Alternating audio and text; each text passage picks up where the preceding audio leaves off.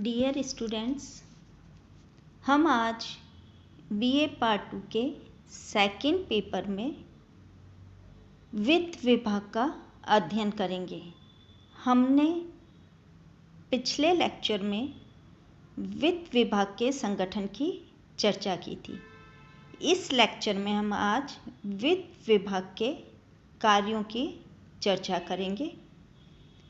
वित्त विभाग राजस्थान सरकार के सर्वाधिक महत्वपूर्ण एवं प्रभावशाली विभागों में सर्वोपरि है। राज्य की कोई भी ऐसी नियामकीय अथवा वैकासिक प्रक्रिया एवं गतिविधि नहीं है जिसके लिए वित्तीय साधनों की आवश्यकता न हो। इन साधनों को उपलब्ध कराने, किए गए व्यय पर नियंत्रण रखने, साथ ही लेखांकन एवं वैधानिक अंकेक्षण को नियमितता प्रदान करने का उत्तरदायित्व वित्त विभाग का ये। संपूर्ण राज्य की वित्तीय स्थिति को संभालना और संसाधनों एवं व्ययों के बीच संतुलन स्थापित करने की जिम्मेदारी भी इसी विभाग की है। वित्त विभाग अपनी नीतियों तथा दिशा निर्देशों से अन्य विभागों की कुशलता और औचित्य को व्यापक रूप से प्रभावित करता है। अतः भारत में केंद्रीय स्तर पर वित्तीय मंत्रालय की भांति राज्यों का वित्त विभाग भी प्रमुखतः वित्तीय संसाधनों को जुटाने, उन्हें आवंटित करने तथा वित्तीय अनियमितताओं पर नियंत्रण स्थापित करने का कार्य करता है। इस वित्त विभाग के अन्य कई प्रमुख कार्य भी हैं, वो इस प्रकार हैं। आर्थिक एवं वित्तीय नीति, कार्यक्रम, सुधार, संशोधन तथा आवश्यक नियम उपनियमों की स्थापना करना। सेकंड जो इसका कार्य है महत्वपूर्ण, वो है राज्य सरकार के अन्य विभागों तथा अधीनस्थ कार्यालयों की सहायता से बजट तैयार करना। राज्य सरकार के संपूर्ण बजट को एकीकृत स्वरूप देना तथा उसमें मंत्रिमंडल की इच्छानुसार परिवर्तन करना। ये सुनिश्चित करना कि प्रत्येक विभाग नियमानुसार व्यय करते हैं तथा समुचित लेखा रखते हैं। साथ ही राज्य कर्मचारियों के वेतन, भत्तों, चिकित्सा व्यय, पेंशन अग्रिम, ऋण तथा अन्य लाभों के क्रम में संशोधन, परिवर्धन तथा अन्य आवश्यक कार्रवाई करने का दायित्व भी वित्त विभाग का है। पेंशन नियमों का निर्धारण तथा संचालन करवाना और भविष्य निधि तथा राज्य बीमा के प्रकरणों के नियमों का निर्माण करना भी वित्त विभाग द्वारा होता है। राज्य सरकार की संचित निधि तथा आकस्मिक निधि पर नियंत्रण रखने का दायित्व वित्त विभाग का ही है।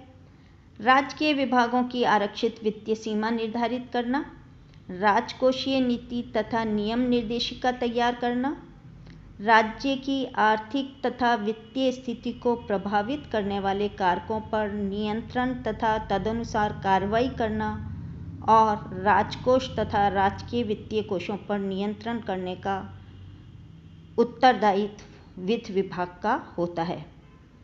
लोक उपक्रमों को ऋण इत्यादि प्रदान करना, विविध वित्तीय समितियों के कार्यकरण में सहायता, समीक्षा तथा अनुपालना करवाना, सरकारी आमदनी को बढ़ाने, करों को एकत्रित करने और ऋणों की प्राप्ति सुनिश्चित करने तथा राजस्व वृद्धि के अन्य आवश्यक कार्यों में सहायता करने का दायित्व वित्त विभाग का है। राज्य सरकार के समस्त विभागों की अंकेक्षण रिपोर्ट की मॉनिटरिंग तथा सरकारी धन के दुरुपयोग पर कार्यवाही करना, बजट मैनुअल, कोष मैनुअल, लेखा मैनुअल तथा स्टोर मैनुअल का निर्माण करने का दायित्व वित्त विभाग का ही है। राज्य की वित्तीय स्थिति को प्रभावित करने वाले किसी भी कृत्य, आदेश, नियम या कार्यक्रम को प्रथमतः वित्त विभाग की स्वीकृति आवश्यक होती है। वित्त विभाग को मार्गोपाय के माध्यम से राज्य की दैनंदिन वित्तीय स्थिति नियंत्रित रखनी पड़ती है। रिजर्व बैंक को ये सूचित करता है वित्त विभाग की राज्य का आय व्यय संतुलन क्या रहा है। यदि व्यय अधिक हो तो सरकार को रिजर्व बैंक से ओवरड्राफ्ट लेना पड़ता है। वित्त विभाग के अधिकांश कार्य उसके अधीन कार्यरत कार्यकारी विभाग संपन्न करते हैं। वित्त विभाग का मुख्य कार्य बजट निर्माण तथा इसका क्रियान्वयन माना जाता है। विधानसभा में स्वीकृति लेने से पूर्व बजट कई चरणों से गुजरता है। प्रथम चरण में वित्त विभाग राज्य सरकार के समस्त प्रशासनिक विभागों को बजट प्रस्ताव भेजने हेतु प्रपत्र भेजता है। ये कार्य अगस्त मास के अंतिम सप्ताह तक होता है। फिर दूसरा चरण आता है जिसमें कि अक्टूबर के अंतिम सप्ताह तक विभिन्न प्रशासनिक विभाग अगले वित्तीय वर्ष के लिए आय एवं व्यय के अनुमान वित्त विभाग को भेजते हैं। तीसरा चरण में विभिन्न विभागों से प्राप्त बजट अनुमानों का संकलन वित्त विभाग में किया जाता है तथा नवंबर एवं जनवरी के बीच बजट निर्णायक समितियों की बैठकें आयोजित की जाती हैं। ये बैठकें राजस्व एवं व्यय दोनों मदों के संबंध में की जाती हैं। इन बैठकों में संबंधित विभागों तथा वित्त विभाग के अधिकारी भाग लेते हैं। सामान्यतः ये व्यय प्रस्ताव जो होते हैं वो अधिक होते हैं, इसके लिए इन प्रस्तावों में संशोधन किया जाता है। चौथा चरण जो होता है उसमें फरवरी में वित्त विभाग द्वारा संपूर्ण बजट अनुमानों का एकीकरण किया जाता है और उन्हें अंतिम रूप दिया जाता है।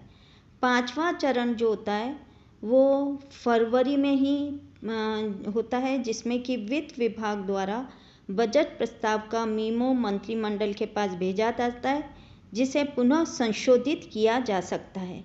जो छठा चरण है वह वित्त मंत्री द्वारा अगले वित्तीय वर्ष के लिए बजट प्रस्ताव राज्य विधानसभा में प्रस्तुत किए जाते हैं।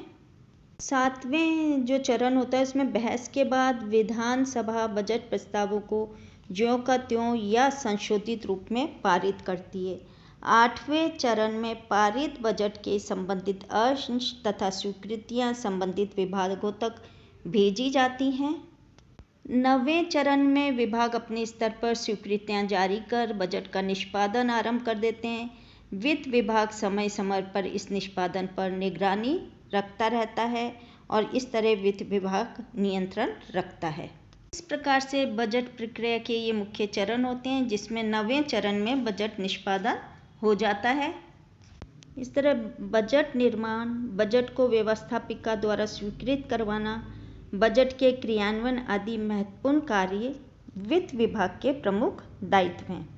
वित्तीय प्रशासन का संचालन और नियंत्रण मुख्यतः इसी विभाग का कार्य है। करों के संग्रह, व्यय के नियंत्रण और पर्यवेक्षण के लिए ये विभाग उत्तरदायी है। अब हम राज्य की वित्तीय स्थिति यानी कि फाइनेंशियल पोजीशन की बात करें तो किसी भी प्रकार की वित्तीय स्थिति प्राप्त होने वाली आय तथा किए जाने वाले व्यय के मध्य संतुलन पर निर्भर करती है। आय व्यय का जो ये वार्षिक लेखा जोखा होता है यही बजट के नाम से जाना जाता है। राजस्थान सरकार के जो आय के स्रोत हैं वो इस प्रकार हैं। भारत सरकार से वित्त आयोग तथा अन्य स्रोतों से प्राप्त अनुदान एवं ऋण, राज्य सूची के विषयों के अंतर्गत एकत्रित कर और थर्ड जो है करों से भिन्न आय। इसमें हम ले सकते हैं विभिन्न प्रकार के ब्याजों की प्राप्तियां, लाभ एवं लाभांश। दूसरा भूमि, संपत्ति, लॉटरी, लोक निर्माण तथा न्याय प्रशासन से आय। थर्ड जो है वन, सिंचाई, उद्योग तथा खनिज इत्यादि से आमदनी और सामाजिक सेवाओं जैसे कि चिकित्सा, शिक्षा, आवास तथा जलापूर्ति से कुछ आय। इस प्रकार से वित्त विभाग वित्तीय व्यवस्थाओं से संबंधित अनेक नियंत्रणकारी और समन्वयकारी कार्य करता है।